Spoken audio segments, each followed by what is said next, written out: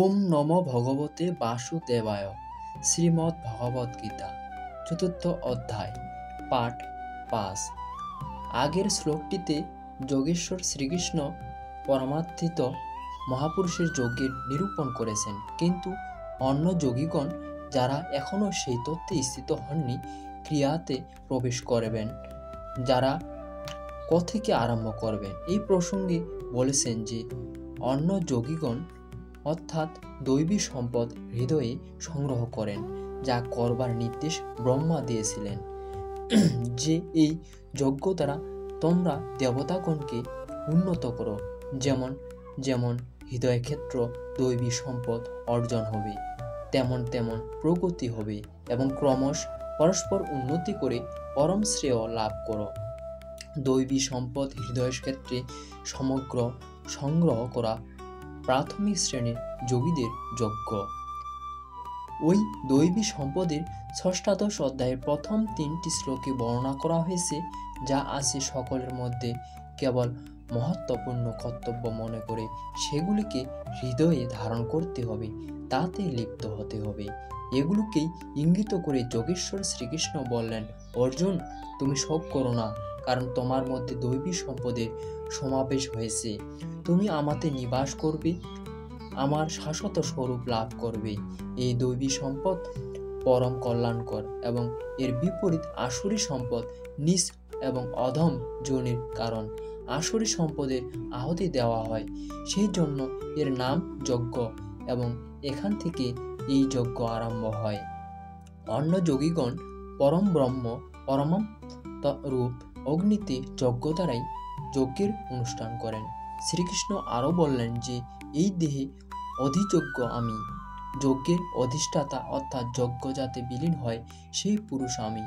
শ্রীকৃষ্ণ যোগী সদগুরু ছিলেন।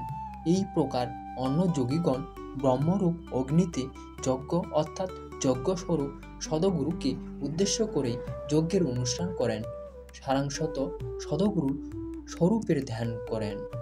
অন্য যোগীগণ শ্রোতাদিক শ্রোত্র, নেত্র, তক্ত, জিহ্বা, নাসিকা সকল ইন্দ্রিয়ের যমস্বরূপ অগ্নিতে আহুতি দেন এবং ইন্দ্রিয়ের বিশেষ থেকে আকর্ষণ করে সংযত করেন।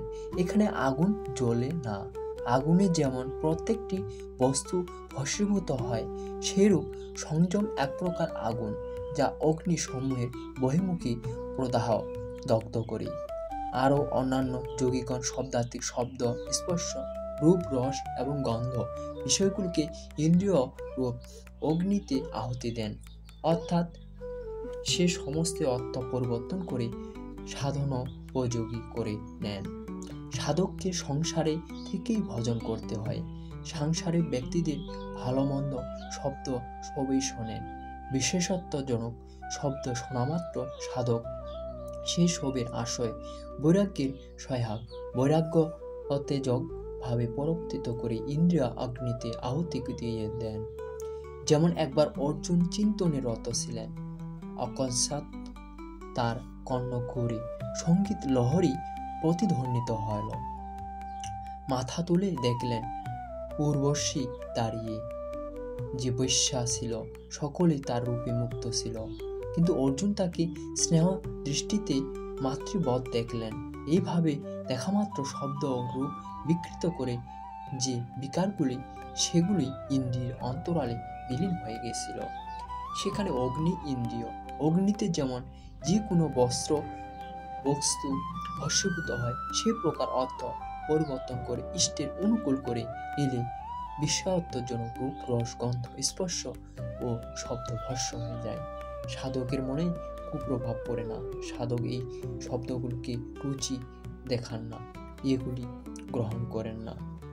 এই শ্লোকগুলোতে অপরে অন্যের শব্দ একজন সাধকের উঁচু নিচু অবস্থা, বিশেষ যজ্ঞকর্তার উঁচু নিচু স্তর।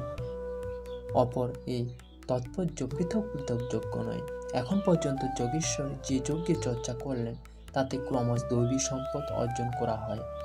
ইন্দ্রিয় সমূহের সমস্ত চেষ্টাগুলিকে সংযত করা হয়। বিষাত্মজনক শব্দগুলির প্রবল আঘাতের পরও যেগুলির অর্থ পরিবর্তন করে তাদের প্রভাব এড়ানো যায়, এর থেকে উন্নত অবস্থাযুক্ত যোগীগণ ইন্দ্রিয় সমীর সকল চেষ্টা এবং প্রাণের ব্যাপারকে সাক্ষাৎ রূপের পর জ্ঞান দ্বারা প্রকাশিত পরমাত্মা স্থিত রূপ যোগী গিন্নিতে আহুতি দেন। যখন সংযমের ক্ষমতা আত্মার সঙ্গে তদ্রূপ হয়, প্রাণ ও ইন্দ্রিয়গুলির ব্যাপার শান্ত হয়ে যায়, সেই সময় বিষয়গুলোকে উদ্দীপ্ত করে যে ধরা এবং ইষ্টে প্রবৃত্তি প্রদান করে, যে দ্বারা দুটি ধারাই আত্মসাৎ হয়ে যায়, পরমাত্মাতে স্থিতি লাভ হয়, যজ্ঞের পরিণাম দৃষ্টিগোচর হয়। এই হলো যজ্ঞের পরাকাষ্ঠা, যে পরমাত্মা লাভের ইচ্ছা ছিল। যখন তাতে স্থিতি লাভ হয়েছে, তখন বাকি রইল কি? পুনরায় যোগেশ্বর যজ্ঞের বিশদ বর্ণনা করলেন। কেউ কেউ দ্রব্যযজ্ঞ করেন এবং আত্মরূপ পথে মহাপুরুষের সেবায় পত্র পুষ্প অর্পণ করেন। তারা সমর্পণের সঙ্গে মহাপুরুষের সেবাতে দ্রব্যদান করেন। শ্রীকৃষ্ণ আরও বলেছেন যে ভক্তিভাবে পত্র পুষ্প ফল জল যা কিছু আমাকে অর্পণ করা হয় তা আমি গ্রহণ করেছি এবং তার জন্য পরম কল্যাণ সৃজন করি। এটাও যজ্ঞ। প্রত্যক্ষ আত্মার সেবা ভ্রান্ত ব্যক্তিকে আত্মপথে নিয়ে আসা দ্রব্যযজ্ঞ। কারণ দ্রব্যযজ্ঞ প্রাকৃতিক সংস্কার ভস্মীভূত করতে সমর্থ।